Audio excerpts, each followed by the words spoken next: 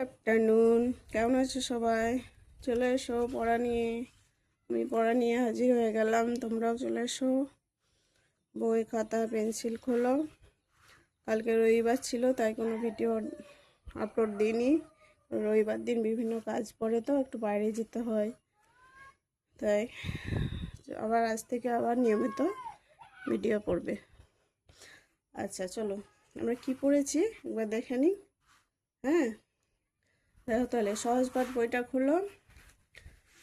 আমরা আগের দিন পড়েছি ষষ্ঠ পাঠ, তাই তো?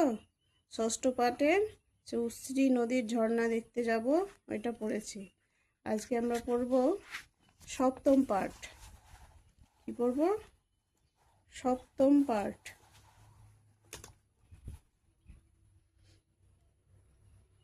দেখো সপ্তম পাঠে কি বলছে। শিরিষকে বলো, তার শরীর যদি সুস্থ থাকে সে যেন বসন্তর দোকানে যায়, সেখান থেকে খাস্তা কচুরি আনা চাই, আর কিছু পেস্তা বাদাম কিনে আনতে হবে। দোকানের রাস্তা সে জানে তো।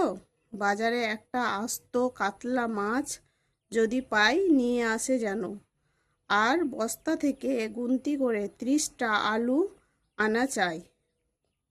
তাহলে কি বলছে? শিশুকে কি বলো? শিশুকে বলো তার শরীর যদি সুস্থ থাকে সে যেন বসন্তের দোকানে যায় এবং সেখান থেকে খাস্তা কচুরি আনবে আর কিছু পেস্তা বাদাম এসব। আর দোকানে বলছে সে দোকানের রাস্তা চেনে তো।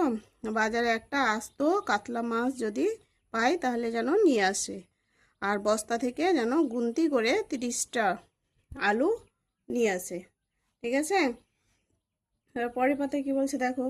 এবার আলু এবার আলু খুব সস্তা, একান্ত যদি না পাওয়া যায় কিছু ওল আনিয়ে নিও, রাস্তায় রেঁধে খেতে হবে, তার ব্যবস্থা করা দরকার।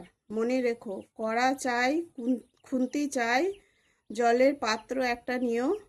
অত ব্যস্ত হয়েছ কেন? আস্তে আস্তে চলো, ক্লান্ত হয়ে পড়বে যে। তাহলে কি বলছে দেখো, বলছে যে একান্ত যদি না পাওয়া যায় তাহলে কিছু ওল আনতে, হ্যাঁ ওল নিয়ে নিতে। আর রাস্তায় রেঁধে খেতে হবে, তার জন্য কি দরকার? কড়া খুন্তি, মানে কড়াই যেটাতে রান্না করবে, খুন্তি, জলের পাত্র এসব। ঠিক আছে? তাহলে আমাদের এই পাঠটাতে পদ্য পাঠটা হলো। পদ্য পাঠটায় কি বলছে দেখি। আমি যে রোজ সকাল হলে যাই শহরের দিকে চলে, তমিজ মিয়ার গরুর গাড়ি চড়ে, সকাল থেকে সারা দুপুর ইট সাজিয়ে ইটের উপর, খেয়াল মতো দেয়াল তুলি গড়ে, সমস্ত দিন ছাদ পিটুনি, গান গেয়ে ছাদ পিটোই শুনি, অনেক নিচে চলছে গাড়ি ঘোড়া। তারপরে দেখো, বাসন আলা থালা বাজায়, সুর করে ওই হাঁক দিয়ে যায়, আতাওয়ালা নিয়ে ফলের ঝোড়া, 4:30 বেজে ওঠে, ছেলেরা সব বাসায় ছোটে, হো হো করে উড়িয়ে দিয়ে ধুলো। তাহলে কি বললাম আমরা?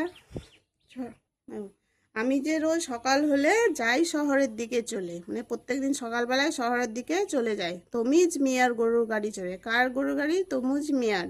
সকাল থেকে সারা দুপুর ইট সাজিয়ে ইটের উপর। তাহলে সকাল থেকে কি করে? সারা দুপুর ইট সাজিয়ে রাখে। খেয়াল মতো দেয়াল তুলি গড়ে, মানে ইটের ওপরে ইট সাজিয়ে একটা দেয়াল তুলে, সমস্ত দিন ছাদ পিটুনি, গান গেয়ে ছাদ পিটোই শুনি, অনেক নিচে চলছে গাড়ি ঘোড়া। ওদের ছাদের উপরে সারাটা দিন আমরা ছাদ পিটুনি করি আর গান গাই আর ছাদ পিটুনি করি, আর নিচে প্রচুর গাড়ি ঘোড়া চলছে। তারপর বাসনালা থালা বাজায়, শুরু করে ওই হাঁক দিয়ে যায়। বাসনালা থালা বাজিয়ে সে হাঁক দিয়ে চলে যায়। আতওয়ালা নিয়ে ফলের ঝোড়া, মানে আতওয়ালা যে ফল বিক্রি করে সে নিয়ে চলে যাচ্ছে ফলের ঝোড়া। 4:30 বেজে ওঠে, ছেলেরা সব বাসায় ছোটে, হো হো করে উড়িয়ে দিয়ে ধুলো। যেমনই 4:30 বেজে ওঠে তখন দেখবে বাড়িতে যখন লেবার মিস্ত্রি বা কাজ করায় তখন ঠিক সকালবেলায় আসে এবং বিকেল হলেই তারা চলে যায়। এটা একটা রাজমিস্ত্রি লেবার মিস্ত্রিদের কথা বলা হয়েছে পড়াটায়। হ্যাঁ দেখো ছবিটাই নিশ্চয়ই বুঝতে পারছো। মাথায় করে মশলা উঠাচ্ছে আর এখানে একজন ইট গাঁথছে, তাই না? হ্যাঁ তো এই পড়াটা তোমরা ভালো করে পড়ো। নেক্সট দিন আরেকটু আছে, দাঁড়াও পরের পাতাটা পড়িয়ে নিই, তাহলে এটা কমপ্লিট হয়ে যাবে। রোদ্দুর যে আসে পড়ে পুবের মুখে কোথা ওরে, দলে দলে ডাক দিয়ে কাকগুলো, আমি তখন দিনের শেষে ভাড়ার থেকে নেমে এসে আবার ফিরে আসি আপন গায়ে। জানো নাকি আমার পাড়া, যেখানে ওই খুঁটি গাড়া পুকুর পাড়ে গাজন তলার বায়ে। বলছে যে এই রোদ্দুর যেমনই আসে পড়ে, হ্যাঁ, পুবের মুখে কোথাও রে দলে দলে ডাক দিয়ে কাকগুলি, যেমনই রোদ পড়ে আসে তখনই কাকগুলো সব দলে দলে ছুটে আসে। আমি তখন দিনের শেষে ভাড়ার থেকে নেমে এসে, মানে ওই উপর থেকে নেমে আসে, থেকে যে ভাড়াটা করা থাকে ইট গাঁথুনির জন্য, সেখান থেকে নেমে আসে এবং আবার ফিরে আসি আপন গায়ে, এবং নিজের গায়ে ফিরে আসি। জানো নাকি আমার পাড়া, যেখানে ওই খুঁটি গাঁড়া পুকুর পাড়ে গাজন তলার বায়ে। বলছে জানো না আমার পাড়া, সেই খুঁটি পুকুর পাড়ে গাজন তলার বায়ে, সেটাই খুঁটি গাড়া আছে সেটাই। তাহলে এই পাঠটা আমাদের পড়া শেষ হয়ে গেল। হ্যাঁ, আমাদের সপ্তম পাঠ।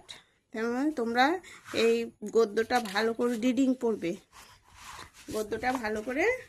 পড়বে। হ্যাঁ, তারপরে এই যে কবিতাটা পড়ালাম, ছড়াটা, এটা পারলে পরে রিডিং তো পড়বেই, ভালো করে সুন্দর করে মুখস্থ করবে যতটা পারবে দেখে, ঠিক আছে?